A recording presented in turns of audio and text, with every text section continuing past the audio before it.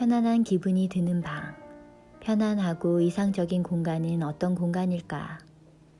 최근 들어 SNS를 통해 다른 사람이 머무는 공간의 사진을 종종 보게 된다. 하지만 요즘은 친구 간에도 집에 서로 오가는 일은 드물기에 직접적으로 다른 사람의 방을 볼 기회는 많지 않다. 상상 속에서는 다들 나보다 깔끔하게 정리된 방이나 느낌이 좋은 방에 살고 있을 것만 같다. 공간을 보면 그 사람이 어떤 것을 좋아하고 어떤 분위기를 좋아하는지, 쾌적함이나 아름다움, 어떤 것을 소중히 여기며 생활하는지 등 그 사람의 기준이 보이는 것만 같아 나는 다른 사람의 공간을 보는 것을 좋아한다. 내가 18살 때까지 살았던 5층짜리 주택단지에는 배치도가 다 같았기에 집집마다 구조가 같은 공간에 살고 있었다. 하지만 부부끼리 사는 사람, 5인 가족이 함께 사는 사람, 노인, 갓난아기가 있는 집들의 생활상은 당연히 모두가 달랐다. 나는 같은 주택단지에 사는 이웃들 집에 자주 놀러 다니곤 했는데 그 중에 마음에 드는 집이 있었다. 아이가 둘 있는 부부의 집이었는데 그 집에 놀러가 보면 내가 사는 집과는 전혀 다른 빛이 눈에 들어왔다. 그다지 밝지 않은 집 안에 염색이 들어간 청 커튼을 달아두어 그 커튼이 빛을 적당히 차단해서 차분한 분위기를 만들었고, 민소 공예품 같은 느낌의 진갈색 목재 테이블, 창가 옆에는 벤치 비슷하게 생긴 의자와 그 위에는 염색이 들어간 얇은 방석이 놓여 있었다. 그 시절 나의 집에서는 볼 수 없었던 받침이 있는 도자기 잔에 담아주시는 인스턴트 커피는 신기할 정도로 참 맛있었다. 온기가 있고 차분한 공간. 당시 나는 카페가 어떤 곳인지 전혀 몰랐지만 나중에 그 집을 떠올려 생각해 보니 그 집은 어른스럽고 카페 같았다는 생각이 들었다. 비좁은 집에 아이가 둘이나 있으니 넓진 않았지만 차분한 색조로 통일한 분위기가 마음에 들어서 나는 그 집을 정말 많이 좋아했다.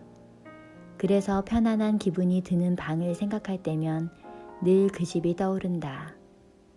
이렇게 편안한 기분이 드는 공간이란 어떤 법칙에 따라 명확하게 설명할 수 없는 개인의 가치관의 기준이 존재하는 공간이 아닐까 생각한다.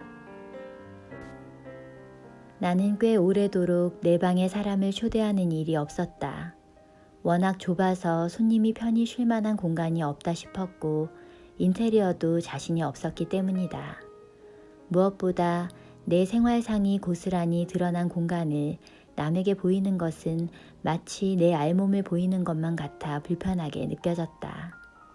내 자신에게도 마음에 쏙 드는 방, 남에게도 자신있게 보여줄 수 있는 공간을 만들고는 싶은데 대체 왜 안 되는 걸까?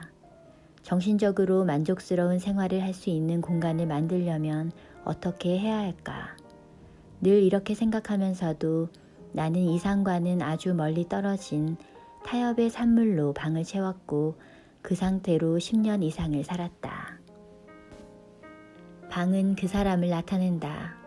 복장이 흐트러지면 마음도 흐트러진다는 말이 있듯이 방이 흐트러지면 마음도 흐트러진다.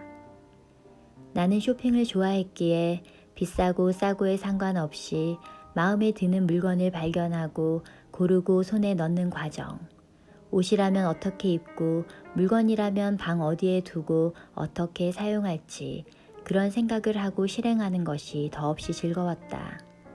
하지만 기뻐하며 산 물건을 전부 제대로 활용하면서 지내지는 못했다. 왜냐하면 막상 사용해보면 별로 편리하지 않을 때도 있고 방과 어울리지 않을 때도, 가게에서 입어봤을 때 예뻤던 옷이 잘 어울리지 않을 때도 있기 때문이었다. 언젠가 필요할 때를 대비해서 보관해두면 좋겠지만 보통은 보관할 공간도 넉넉하지 않았고 쓸모 있을 때가 올지도 모른다는 이유로 대기 상태인 옷이나 잡화가 이미 수도 없이 많았다.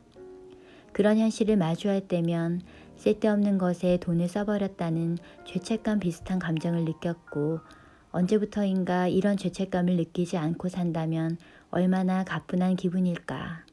쇼핑 뒤에 죄책감에서 해방되고 싶다는 간절한 목표와 심플한 생활을 갈구하는 마음이 함께 솟구쳤다. 그러던 어느 날 쓰레기 봉투를 대량으로 내놓고 대형 쓰레기를 수거 예약한 뒤 나의 방에서 쏟아져 나온 물건들이 차츰차츰 줄어드는 것을 보면서 소름이 끼쳤다. 얼마나 오랜 세월 동안 내가 쉽게 타협하는 영혼으로 살았던 걸까. 내가 늘 생각해왔던 언젠가 살고 싶은 이상적인 방이란 아주 먼 존재로만 느껴졌는데 그렇게 멀어지게 만든 것은 바로 나 자신이었다는 것을 깨달은 순간이었다. 아주 조금밖에 남지 않은 내가 정말 좋아하는 물건을 바라보면서 나는 늘 내가 원했던 꿈꾸는 이상적 공간이라는 것이 진작에라도 내가 충분히 다가갈 수 있었던 것이었다라는 생각이 들었다. 그렇게 내가 정말 좋아하는 물건만을 채우며 새로운 공간을 만들면서 나는 비로소 내 집에 대해 여기가 바로 내가 살 성이라고 생각할 수 있었다. 적은 물건으로도 자유롭게 사는 생활은 일단 무력이 많으면 불가능하다. 내게 필요한 것이 무엇인지 이해하고 엄선한 것을 정확히 손에 넣어 소중하게 아끼며 사는 삶. 나 역시 그런 삶을 동경하며 잔뜩 샀던 물건들을 잔뜩 처분했다.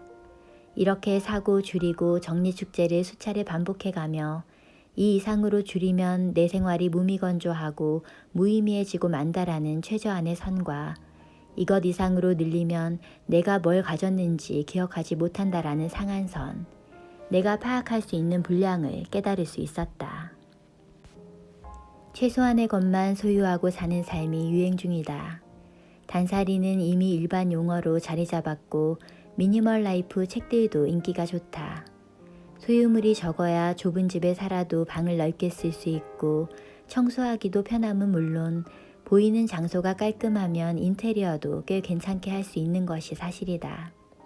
줄이면 지금 가진 것을 파악할 수 있고 낭비가 적은 삶을 살 수 있다. 물론 꼭 버리고 비워내는 것이 아닌 무엇 하나 줄이지 않고 뛰어난 신미안으로 엄선한 물건을 방의 수집품처럼 장식하고 소중히 여기는 사람도 있을 것이다. 그런 삶이 물건을 적게 소유하는 삶과 비교해 절대 부족하다고 말할 수는 없다. 다만 산뜻하고 죄책감 없는 생활을 위해 내게 어느 정도가 적당한지 내 스스로가 알고 적절한 양을 취하기 위한 자신만의 방법을 가지고 있어야 한다고 생각한다.